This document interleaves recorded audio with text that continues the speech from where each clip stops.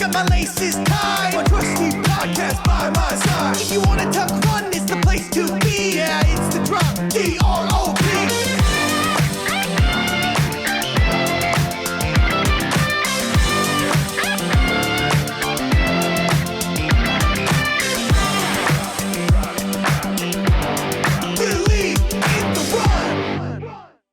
All right, today on the show, we are chatting with Ben Rosario. Ben, welcome to the show.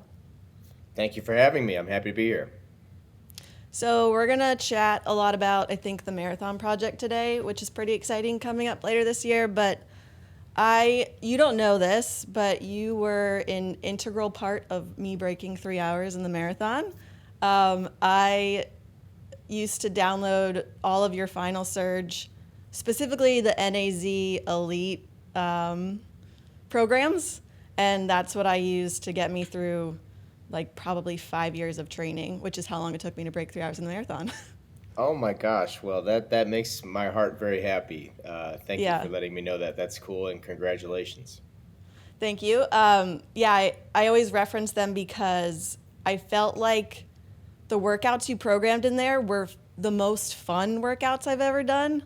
I feel like I studied like a bunch of just coaches and running in general, and there's a ton of very similar workouts, and yes, you're doing the same thing, but for whatever reason I felt like you created this like fun factor in all of the programming that you did. Also, thank you very much. Yeah, I subscribe to the theory or the belief that yes, we know the physiology, we understand the physiology, but we can still be creative in how we implement it. Yeah, that definitely came through. So let's go way back here. What was young Ben Rosario like, and when did running enter your life? Well, I grew up in South St. Louis, which is a neighborhood that is, pretty tough, kind of like middle class, lower middle class in some spots, depending on where you're roaming at the time. And in the 90s, we did a lot of 80s and 90s, we did a lot of roaming around, my friends and I. And, I think in elementary school, I was kind of, a kid who could go a couple different ways, maybe. but I was very fortunate. I had a middle school teacher named Bob Banty who liked running. And, if you remember back at the time, so this is the early 90s, very early 90s. Running wasn't experiencing a boom. It had experienced a boom, then it was kind of on a downward trend, and then it didn't boom again until the 2000s. And so the 90s were sort of the doldrums, and you didn't see as many people running as you do now. But luckily, Mr. Banty was a runner, and he had taken the mantle from somebody before him and kind of expanded on this little cross-country meet, one cross-country meet in the fall that he put on for the local Catholic grade schools. I went to a Catholic grade school. And then he had one track meet in the spring. So we got ready in 7th and 8th grade for that one cross-country meet and that one track meet. And for me, that was enough because I was a really competitive kid and I played all the sports. And when I did this cross-country meet and won, it was like the greatest thing ever because I wanted to win bad at baseball and basketball and soccer. And, sometimes you win and sometimes you don't, but it's not completely up to you. But in running, it was, the ball is in your hands the whole time. It's on you. And if you win, it's because of what you did. And if you lose, it's on you, and that's okay. But I really enjoyed the success I had at an early age. And then when I went to high school, then I completely fell head over heels in love because I went to St. Louis University High School. The coach, Jim Linares, was amazing. It was one of these huge teams with 100 boys. And it was game on from from that very first moment that I joined the team. So really have been in love with running ever since. So you won the very first meet you ever attended? No. Maybe I made that sound more grandiose than it was. In 7th grade, I got second in that race, okay. And then in 8th grade, I won. So, but still, that's well, it was fun. I mean, it wasn't hundreds of kids or anything, but it was a big deal for us. And so winning was really fun, and I do think those moments are out there for everybody, whether it's winning or just having this incredible experience racing. And that's why I try to always stay involved in youth running, because you just never know when that moment's going to happen. It could happen at practice. Certainly could happen in a race, could be a road race, could be a track meet. You just never know. And so you got to give these kids opportunities to be introduced to the sport. Yeah, I love that. So as you got older and obviously running became probably more competitive, did you still enjoy it as much? That's an interesting question, and a good one, because running can really kind of mess with you, you know? And I did enjoy it, of course, but I think I let myself get too involved in the, how would you say? Um, I let it overwhelm me, I think. You know, Okay. that kid who was naive and just running this race and trying to win, he was gone. I knew too much, I guess is what you would say. And I think as runners, when we know too much, we can really get in our own way. And I think I got in my own way a lot toward the end of my high school years, and certainly in my college years, because I wanted it too bad, if that makes sense. And I thought about it too much, and overthinking it's not going to make you any fitter. And I think my college career probably suffered a little bit because of that. But then when I went to the Hanson's team after college, which I did for a couple of years, the Hanson's Brooks team in Michigan, um, I think I began to see a little bit of a shift, and had a couple of results that I was pretty proud of. And then eventually I sort of came full circle, because then when I went back to St. Louis after the Hanson's journey, which was 2 years. I actually ran pretty well for a couple years. I owned a running store. Ended up opening a running store, so I didn't have time to train as much, and I didn't have time to be as overwhelmed mentally, Mm-hmm. because it wasn't the focus of my life anymore as it had been for so many years. And strangely, working 60, 70 hours a week at the running store and just getting my runs in when I could, I actually raced better. And I think it was a big lesson for me, and one that I tried to take into my coaching.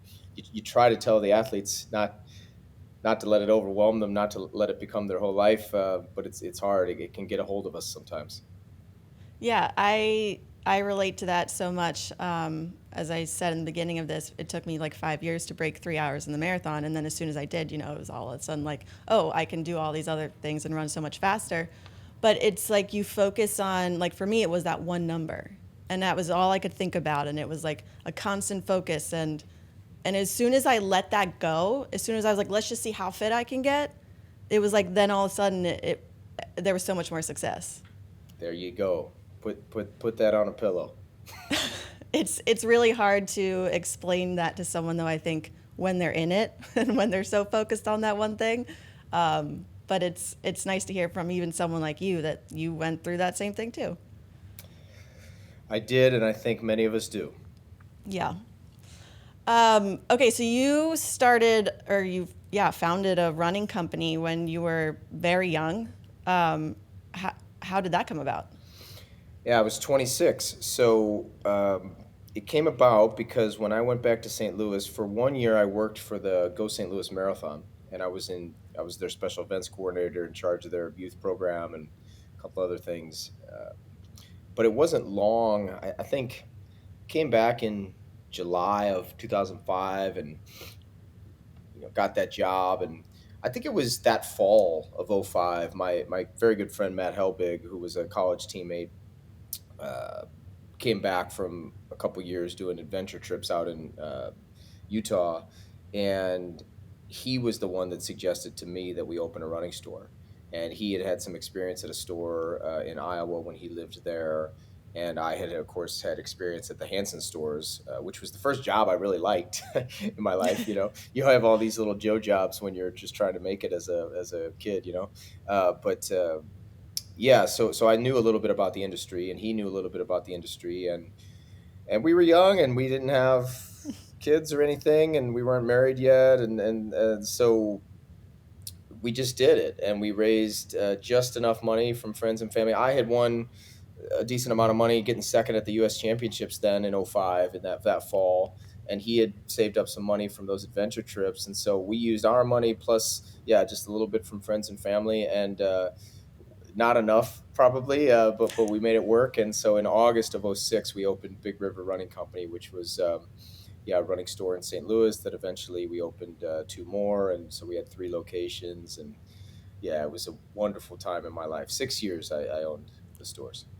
That's amazing. And you mentioned you were working maybe 60, 70 hours a week at that time. So like what was like a day like during those days?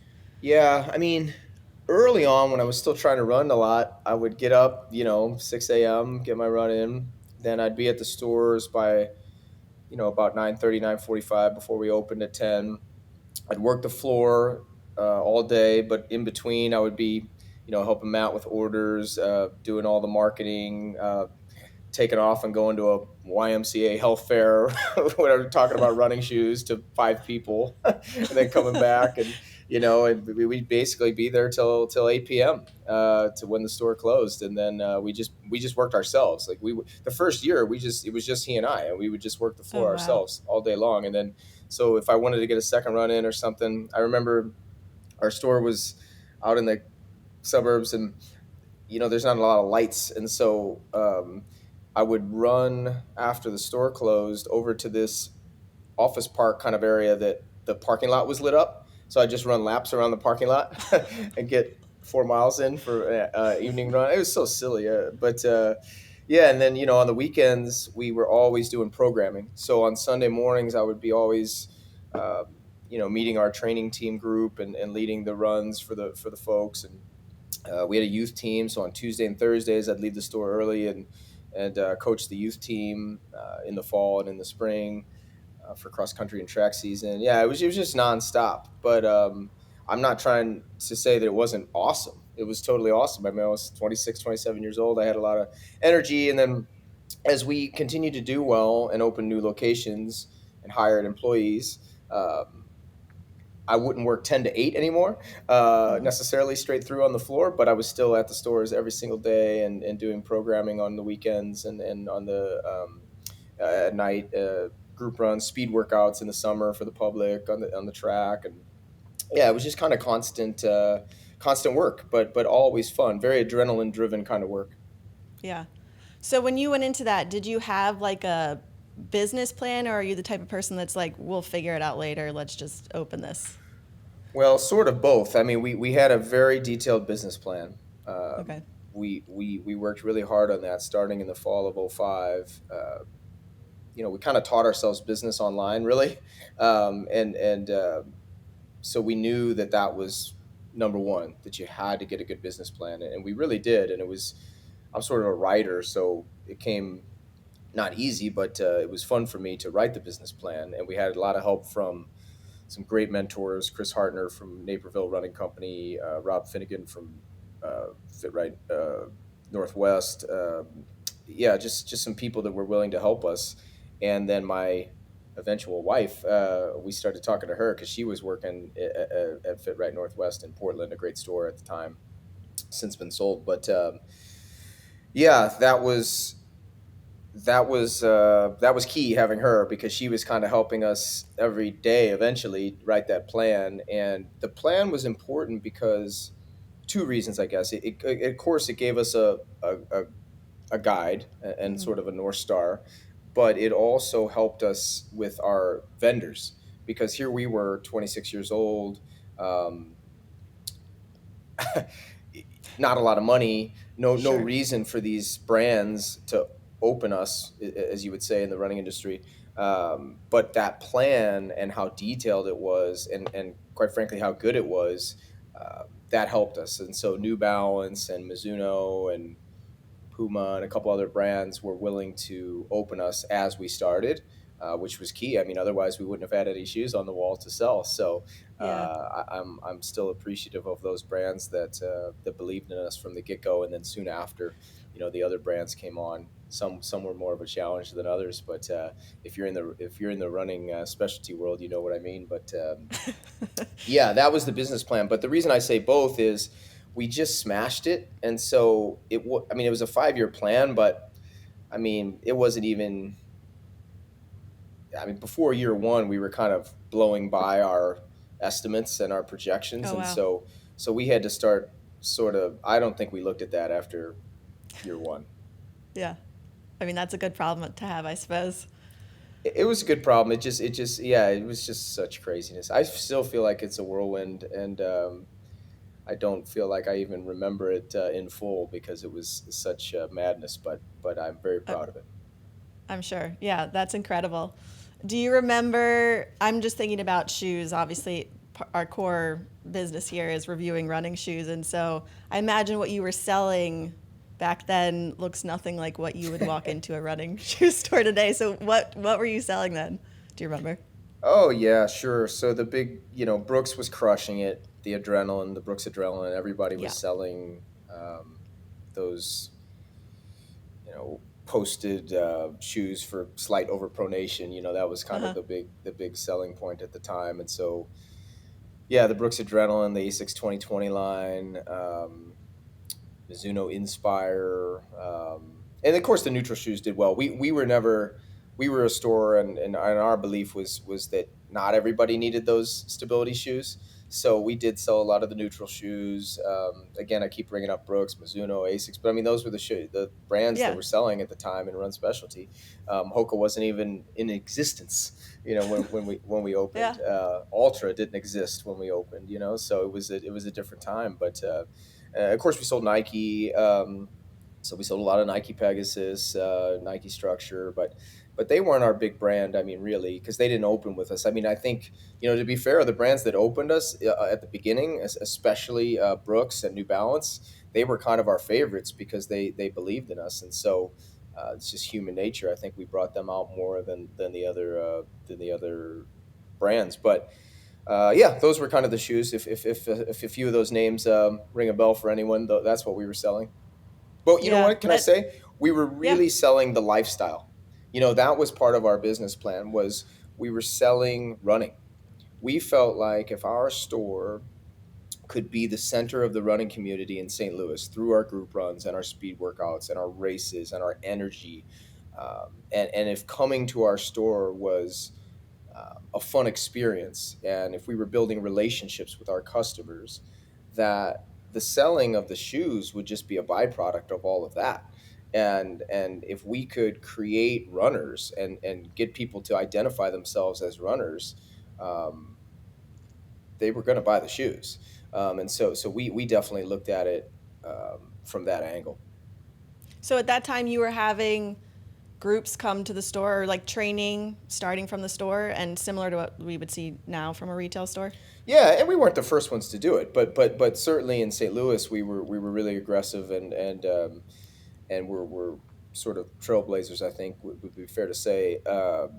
Yeah, we had group runs on Monday nights from our South St. Louis store. We had let me try to think of all the different things. We had Tuesday night speed workouts on the track. Okay. We had Sunday morning marathon training runs. We had the youth group on Tuesdays and Thursdays. And then we would do these fun nights, ladies' night, guys' night, all these kind of things. So we just sort of became a social hub for the running community, and you'd see the same people at the group runs and the special nights and the races, and yeah, we felt like they were a part of the store, and I think because we were new and young, um, we kind of they felt a part of it, and they wore Yeah, the gear, and they were kind of our best. They were our best marketing plan, just our people, our I'm community, sure. that grassroots marketing, and I really enjoyed it. And then racing shoes, were those even like, were people buying those? Were those even a thing then? No. They were a thing, but people weren't buying them. No, it was Okay. it was like pulling teeth to get people to even consider buying a racing shoe, because at the time racing shoes were as light as possible, as thin as possible. Um, they looked fast. I mean, at the time, Yeah. and I mean, I kind of looking back can understand. I mean, I was always trying to preach to every runner, regardless of their speed, that hey, you're training hard. You deserve to feel good on race day, and wear some shoes that are going to help you run faster. But I think it was hard to convince them that those shoes were going to help them run faster because, if you're sitting there and running in Brooks Adrenaline every day, which is pretty hefty shoe, and then you try on, you know, the Nike Streak or something, and it weighs nothing, and the midsole is Yeah. super super thin, you're just gonna feel like you're gonna you're not gonna feel like it's gonna work. I guess basically because oftentimes the everyday runner on average is going to be a little heavier than the elite athlete, that weighs 120 pounds, sopping wet or something, and so those shoes weren't appealing to the everyday runner. And we'd have them, a couple of them, and they would sit there on the bottom of the shoe wall. And I would try to talk to people about them, but no, we did not sell very many of them, and we were not alone on that front in terms of the running industry. So it really wasn't until obviously the super shoes and the new foam and the carbon plates that started to change. And I've said many times to my old running store buddies that could you imagine if I told you in 2008 that 4.5 hour marathoners were going to be shelling out $250 for a pair of Yeah. racing shoes? I mean, they would have thought you were crazy. So yes, it was a very, very different time as it relates to the racing shoes. Yeah, it is wild to think back. I remember racing and it was like the New Balance 1400 or something, and it was like this thin, and like my feet just hurt so bad at the end of a marathon. And I'm like, now it's like you can race a marathon every week if you really want. I know you would be so sore, so Yeah, sore. yeah, It's just funny that it took this long, really, in retrospect, because it's not that wild of a concept. What the super shoes sure. are, creating energy return.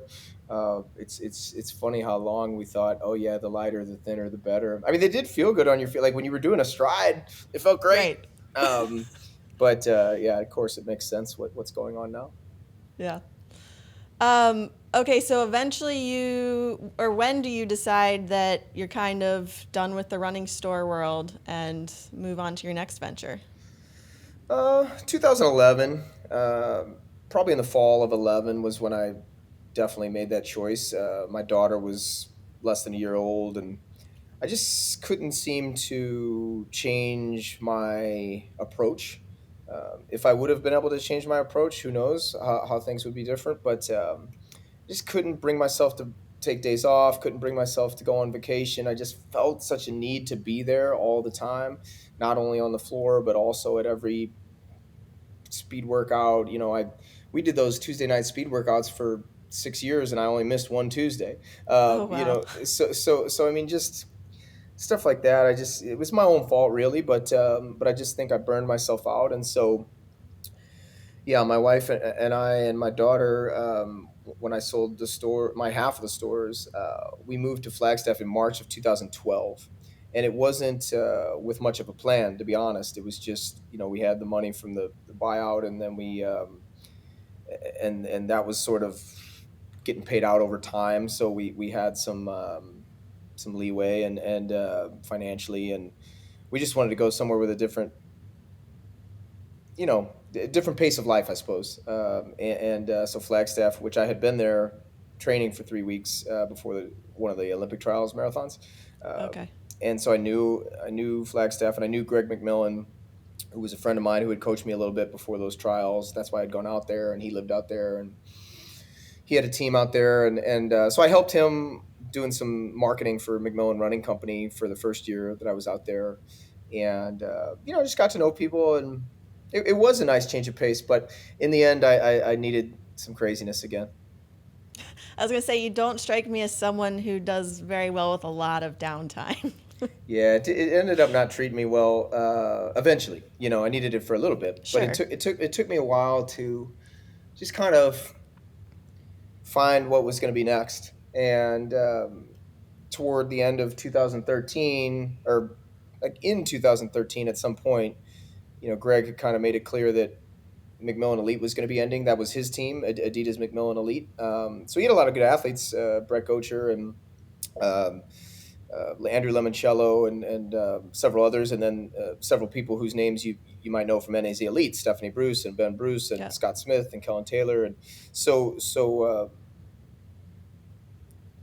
during my couple of years there, I'd gotten to know a lot of those athletes, and I got to know a lot of the athletes around town, and was coaching a couple of people sort of on the side. And yeah, I just decided that that would be my next venture. So my wife and I decided to start Northern Arizona Elite, and we launched it in January of 2014. But we took a very similar approach. We were talking about the store.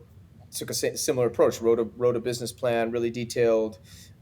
Really wanted to make it a viable option for sponsors, and that was always part of the plan to get a title sponsor and to be really active on social media and to build a brand around the team and the athletes and have a social media presence. And yeah, we were able to do all those things.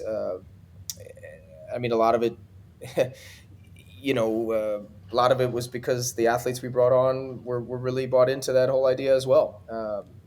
Several of the names I just mentioned and a couple others. I think we had 9 athletes when we started, and yeah, it was just again a different time because there were teams for sure, but not everybody was doing it that way. And so we were able to really make a name for ourselves quickly, and of course we were doing well, which is key. That's number one.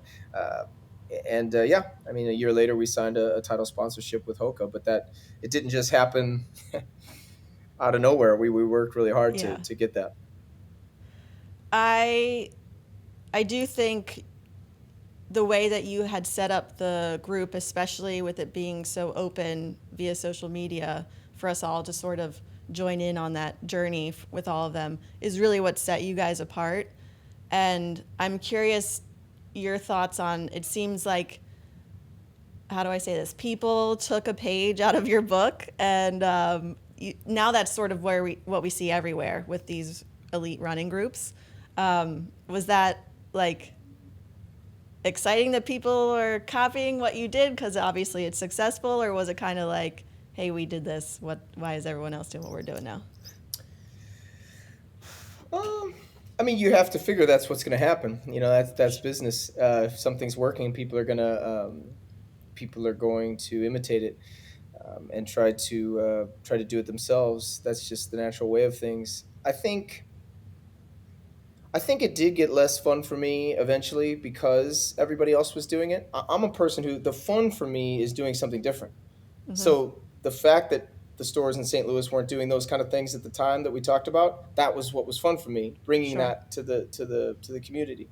The fact that we were trailblazers in the way that we marketed ourselves as a team, that was the fun part for me, the journey, the process.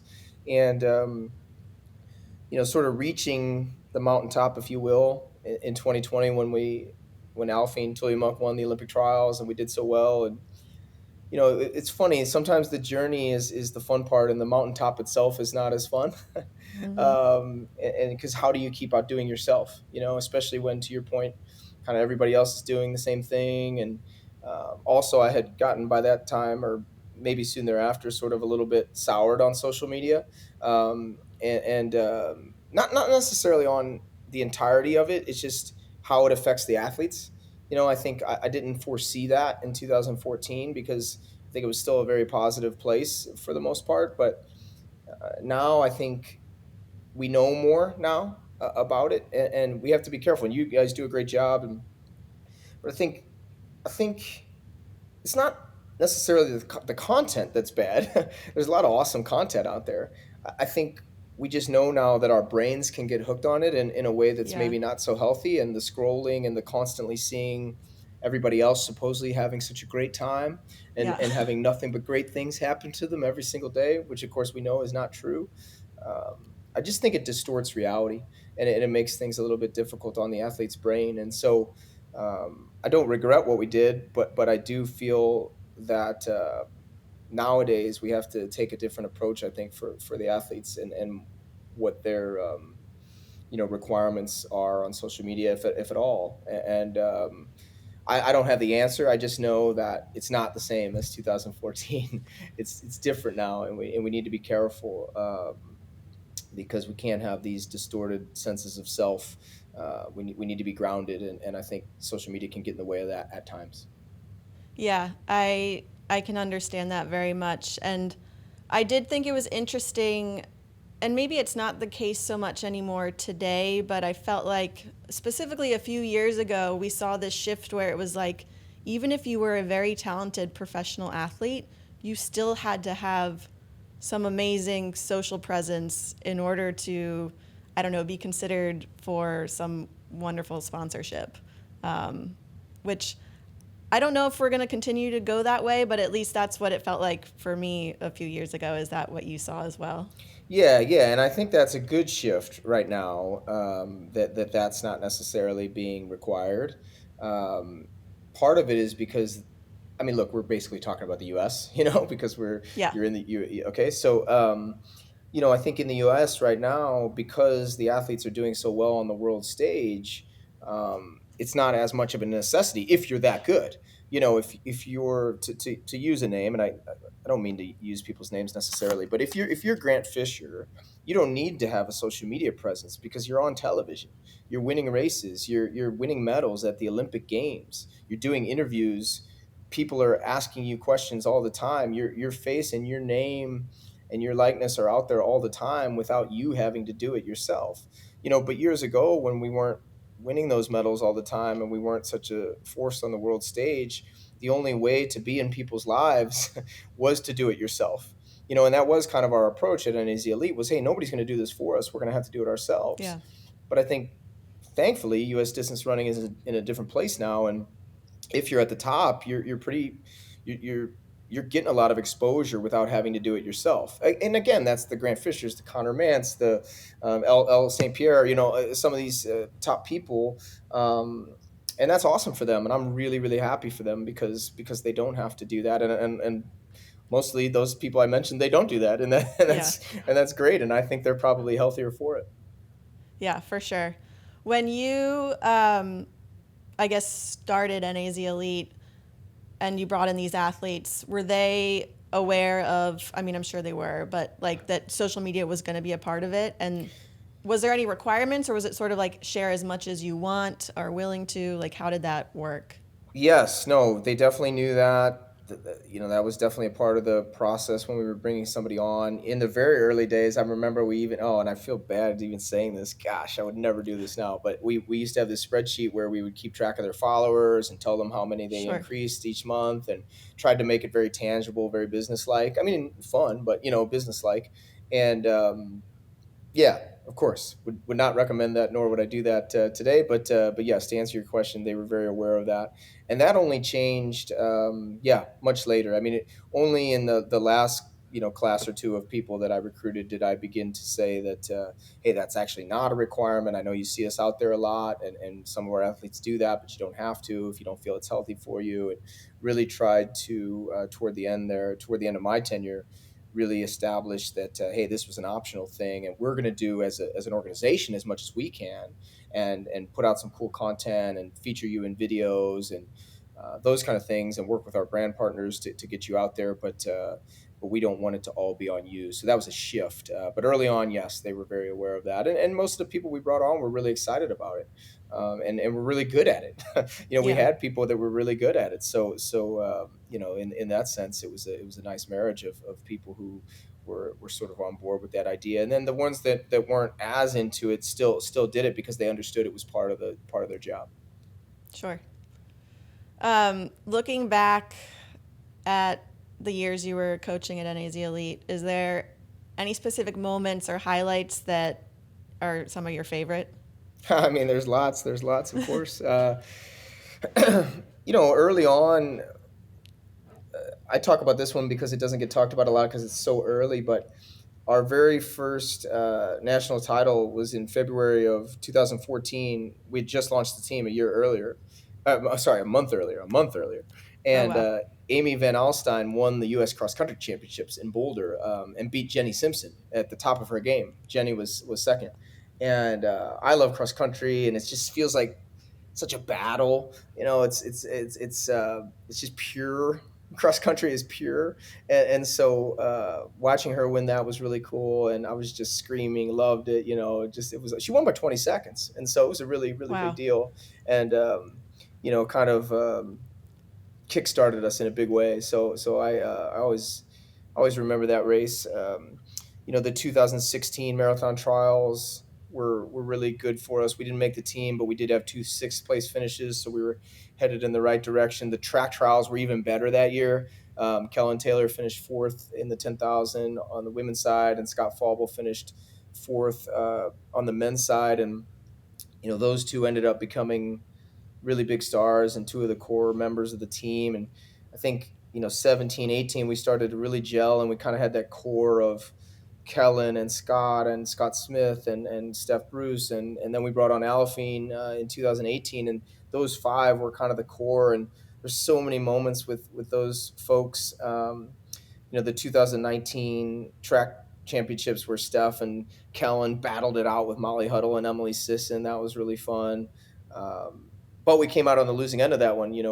Kellen got third. So I think ultimately, I think to two big marathons, Scott Fauble getting seventh at Boston when he ran 2:09:09 and had the lead going up the Newton Hills and was still in the lead pack with 4 miles to go. And American men weren't breaking 2:10 at that time, and we didn't have the super shoes, and it was amazing performance. And then of course the 2020 trials when Alphine won and Steph was sixth and Kellen was eighth, and it was just a special day. It was really the culmination of all the work we had done since January of 2014.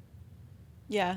I think we all remember those trials specifically, and it was really fun to watch the NAZ Elite athletes because you guys had brought us on like that whole journey for the past years beforehand. So that was I think a very special moment for a lot of people as well. Wow, thank you for saying that. Yeah, it felt that way for sure. We felt that love from the fans, and from our Hoka had a whole bar filled up with people, and they were going crazy, and I was hopping in and out of that while I was watching. And my high school coach, who I had mentioned at the top of the show, was there, and my very best friends were there. And yeah, it was a cool day, cool night too.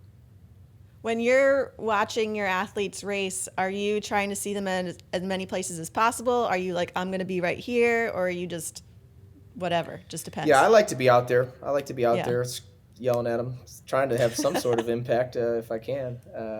That race was a loop, so that bar was sort of our headquarters, and then I would head out and see them and pop back in so I could watch on TV, so I could see what was going on. And then we had Ben Bruce out on the course as well, and then a couple of my buddies, and so I was kind of on a cell phone chain, kind of talking to everybody. They were telling me how they looked, and I kind of knew that it had gotten down to Alphine and Molly, and so I was prepared for what to say to Alphine when she came by me, and I knew how far back Steph was, and all those sorts of things. And so we had a nice plan out there, and yeah, I love being out there, love running around in New York, Boston, all the big marathons. I have my routes that I take, and I know where I'm going to go, and I know different spots where they might actually be able to hear me, which is sometimes hard on the big city marathon courses. But yeah, those are fun days.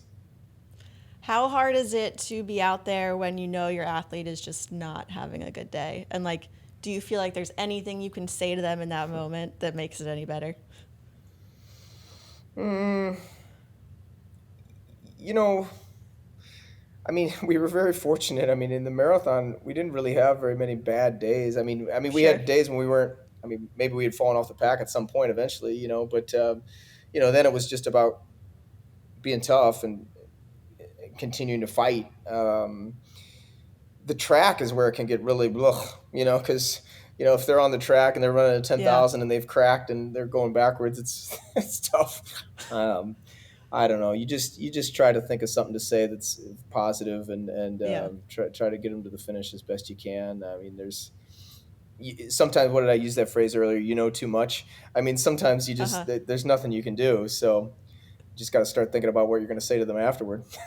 Yeah, for sure. Yeah, I'm sure you've had days or races that don't go perfectly and how difficult that is mentally. So yeah. Yeah, and Been sometimes I there. handled it well, and sometimes I didn't. I mean, it's hard. Those are hard moments. What to say after those kind of races, and I think you got to say something, but Hmm. you got to, and you can't say, "Oh, great job," because they don't want to hear that, and it wasn't a great Yeah. job. But Yeah. you also can't start launching into what you think went wrong because you haven't had time to assess.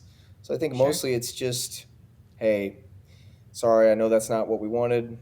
We're gonna figure it out. Get some sleep. You know, we'll talk next week. I mean, there's just not much Yeah. you can do. Yeah. Yeah, for sure. So, at what point do you decide that you're going to move on to yet another project and leave the NAZ Elite?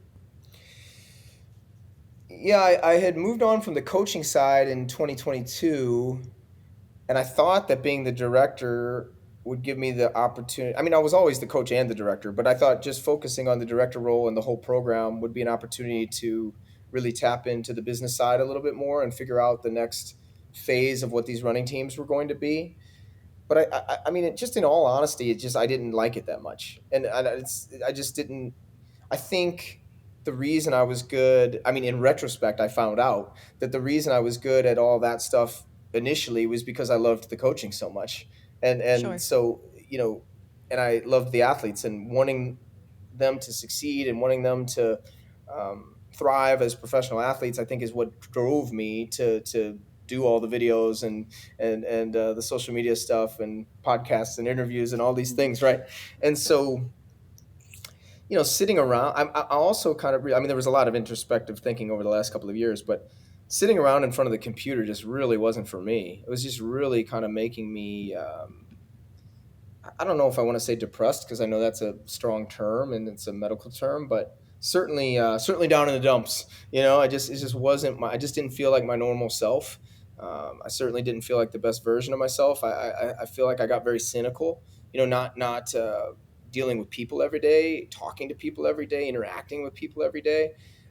I think it sort of started with COVID in a lot of ways, Yeah. but then it sort of carried over because I wasn't doing the day to day coaching then, and yeah. So I mean, it just that wasn't for me, and I think I had kind of burned myself out on the coaching too, honestly. Just like I had with the stores, and so yeah, I did a lot of thinking, and basically last summer, so the summer of 24 is when I thought, okay, well, I love events. Events do have a lot of adrenaline. Events are positive. You're helping thousands of people have this great day or this wonderful experience. And I always enjoyed the races that we put on in St. Louis. And I had still put on a lot of events, even when I was in Flagstaff for kids, a lot of youth races and things like that. And so, yeah, that's when I decided. Called up Josh Cox and Matt Helbig. Josh being an agent in the industry that helped us found the event in 2020, and then Matt being my old business partner, and then a woman named Katie Sutton, who's a friend of mine, great, wonderful person. Yeah, so that became the ownership group, and we kind of started working on it. It reminded me of the store a little ways because we started working on it months beforehand, and then finally got to a place where we could launch it and announce it in December of this past year 24, and then yeah, we're off and running now, and looking forward to the event in December. That's amazing. So, for people who may not know about the Marathon Project, can you talk to us about how it or why it originally started in 2020? Yeah, in 2020 it was just because of the pandemic. So all those athletes that had run that marathon trials in February of 2020 that we were just talking about, the world shuts down 2 weeks later, and they don't get an opportunity to race again. And no Boston, no grandmas, no Chicago, nothing. And so we knew that if we were going to do a marathon and give those athletes an opportunity, it would have to be very controlled. Couldn't be on the city streets. Couldn't have thousands of people. Couldn't have fans. And so we had to find a venue that would fit that criteria. And we found this resort in Chandler, Arizona, called Wild Horse Pass, that has this 4 mile loop, basically private roads that are very easy to cut off. Sheraton Grand Hotel right by the start finish. Big expo center right by the start finish, could warm up inside without being too close to one another. It was just unbelievable how perfect the venue was, and flat as a pancake too, by the way. Yeah. Yeah, I mean that was the impetus for the first one, and we pulled it off. We had 50 men, 50 women. Sarah Hall ran 220. Marty Heher ran 208.59. 7 guys broke 210, all Americans, which is still the only time that's happened in one race. Yeah, so it was just a big success. And in the afterglow of that success, of course, there was questions, would we do it again? But I sort of shut those down because I said, look, we don't want to have to do it again. We want the world to come back. We want Chicago and Boston and New York and London and all these things to come back. And so it was just going to be a one-off. But when we thought about doing it again this past summer, a year ago, our thought was, okay, how can we bring what was so successful on the pro side and give other people that opportunity to experience that as well? Because what was so awesome about what the pros experienced that day was it was essentially like a trials or an Olympics, where it's a criterium course. Okay, we weren't supposed to have fans, but there were some friends and family members out there. Some people snuck on, So there was this cool atmosphere because you were getting cheered for, it seemed like all the time, and that was during COVID, And the everyday runner never gets that experience because they never run on a criterium course like that. And so, that concept led to us thinking, well, wait a minute, why couldn't we go a step beyond that? What are the other things that make the pro experience so nice, so easy? And a big one was those personal bottles. The pro athletes at New York City can put whatever they want in their bottles, and New York puts it out on a special table just for them, and they get to take it every few miles, and it can have whatever drink they like in there. And so that was then part of the business plan was to figure out a way to make that possible. And then we thought, well, what else do they get? Okay, well, they get pace groups with really good pacers. Now, that happens in the marathons, but not really for that 240 person, 245, 250. Those people don't have pace groups. They're kind of out on an island. And so that was the whole line of thinking that led us to, okay, what we want to do on Saturday is sort of a high-level amateur marathon for people who have run between 220 and 330. And we want to treat them like pros because these people don't really get the royal treatment at these races because the pros get it. But then also sort of the 4 and 5 hour people get it because they get the pace groups and they get, so, and they get all these people that they're running with, and it's dense, but it's not very dense in that 2:30 to 3 hour group, especially. So, that's sort of how we formulated it. And of course we'd love to be all things to all people, but we can't because it's a criterium course. And so we kind of said, Right. Okay, hey, these are our limitations. Let's limit it. No more than 1,000 people. We kind of did the math on the lapping and how it would all work. And if we get to 1,000, great. But if not, that's okay too, because we're not going to, in a way, the fewer the better, because we want it to be this intimate experience for the hundreds of people that run this Gold Wave Marathon on Saturday. And so it's essentially a VIP experience. And that's why, the price point is high and it's different than the other races, but you're not getting these things at the other races. You're not getting this experience soup to nuts that's just like the pros. And so that's essentially what we did. And we launched and we had tons of people sign up right away. So it was kind of a nice confirmation that we're on the right track. Yeah, I mean, I remember seeing it and thinking this is incredible because I'm one of those people that finds myself in no man's land. I'm just on my own. There's never a solid group of people. And I love running with the pack. I think everyone loves running with the pack because it feels easier and it's more fun when you're with people. So what are the pace groups on Saturday? Are those finalized? Well, I'm going to send out an email this month that is essentially a questionnaire to everyone who's signed up so far. But looking at the entries, it looks like, and we've already confirmed, we're flying in pacers. That's the other thing. We're paying these pacers to come in and pace all these folks. And so we got pacers coming in from Toronto and New York and I don't know, all over. But anyway, right now we're going to start at either 220 or 225 for that first pace group. It just depends on some of those guys up front, what they want. But then I think we're going to go every 5 minutes. So 230, 235, 240, 245, 250, 255, all the way to 330. because we feel like those are sort of I mean, they're arbitrary in a way, but that's kind of the times that people want to hit. I mean, we obviously, and I've tried to do a good job verbiage wise on the website saying, hey, we can't have a pace group for every minute, like it's Sure. not possible. So people kind of have to choose, but that's kind of what people do anyway. They sort of gravitate toward those round numbers, if you will. So yeah, right now, if you want to break 245, we've got a pace group for you: 250, 240, 255, 3 hours. I think a lot of those will be really big.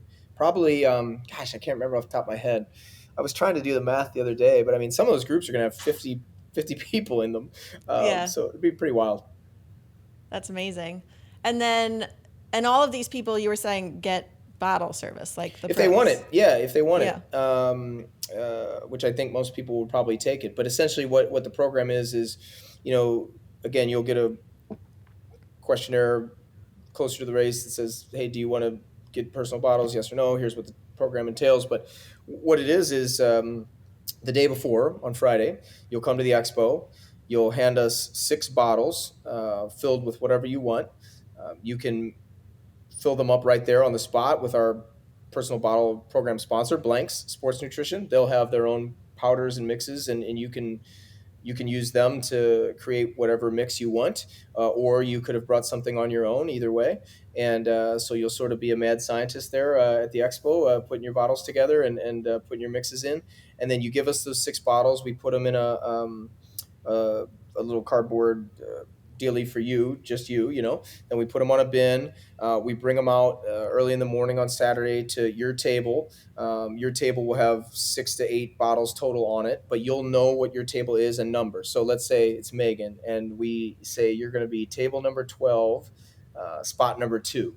So the tables will be numbered, really, really big signs. And so when you're coming up on number 12, you don't even really or hardly have to look for your bottle. You just have to grab the second bottle. That's yours. And Sure. and then you can hold on to it, drink from it as much as you need, as little as you need, throw it to the side of the road. We'll dispose of it. The person working your table, the volunteer working your table, will then reach down into your little cardboard box, take your next bottle, and put it right in that same spot. So 4 miles later, when you come around again, same thing. So 6 times, you get it 6 times because we have 6 loops. That's awesome.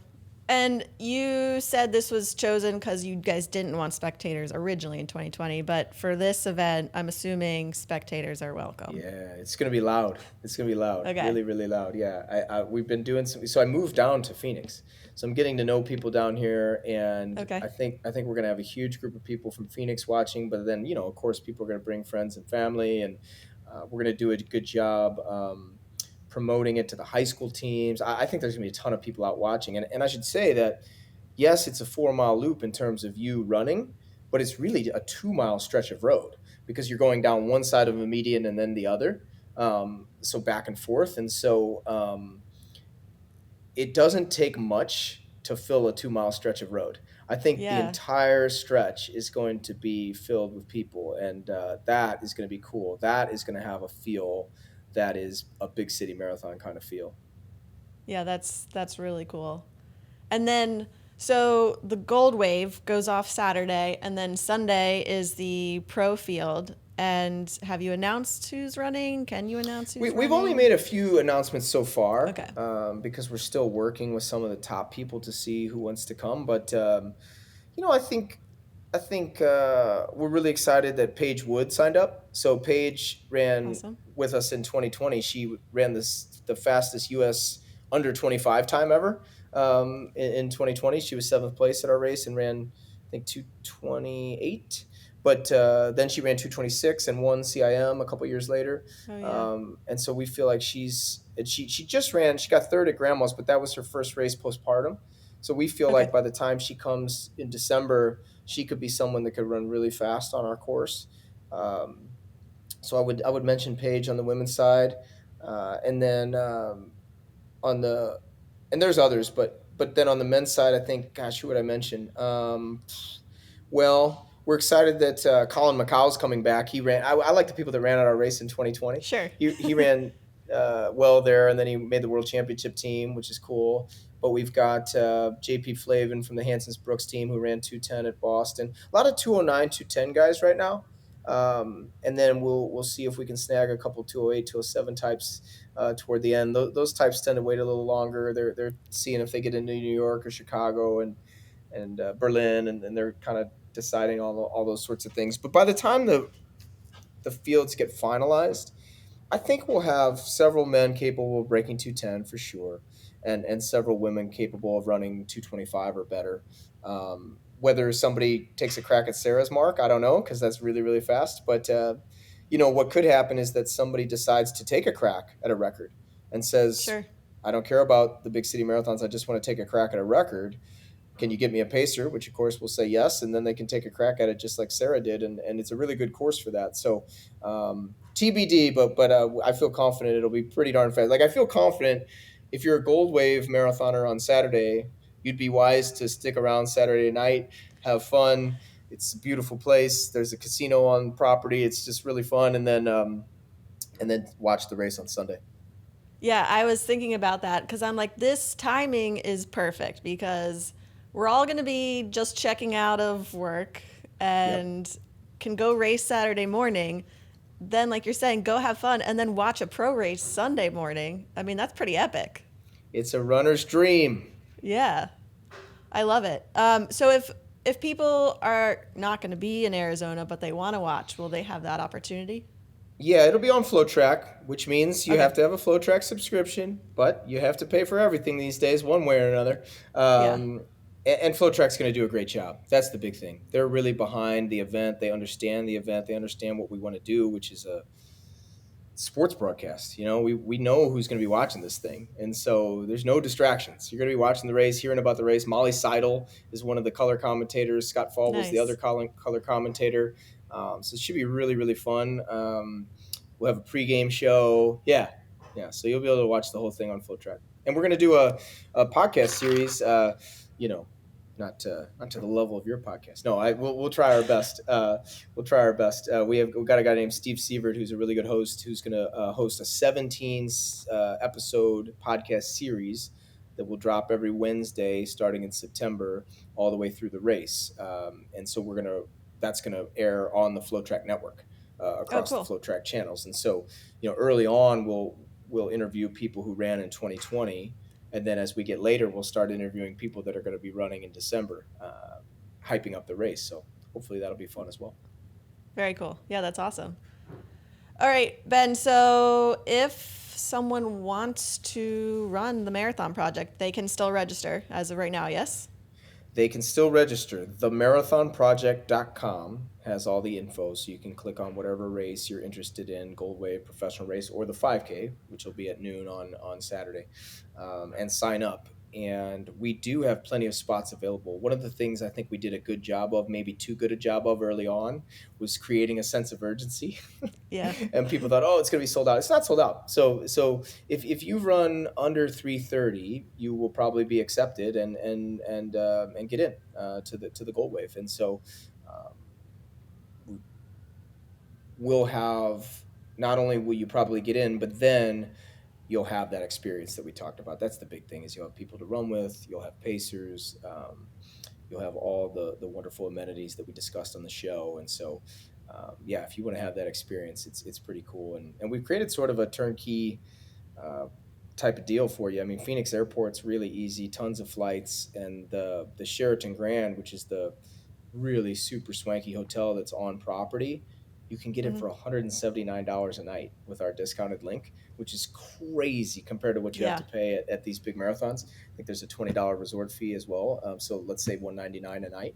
I would highly recommend that. It is a beautiful hotel. I just visited it.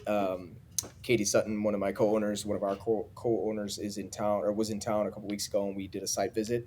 It's just so pretty. So yeah, there you go. That's awesome. All right, Ben, thank you so much for taking the time this morning. I know it's 5:30 a.m. where you are, or now 6:30. And thank you just for everything you've done for the running community and building all of these amazing spaces and opportunities and events. And so, we just very much appreciate it. Thank you, Megan. Thanks for having me on. Get a good stretch, got my laces tied. My trusty podcast by my side. If you wanna talk run, it's the place to be. Yeah, it's the drop.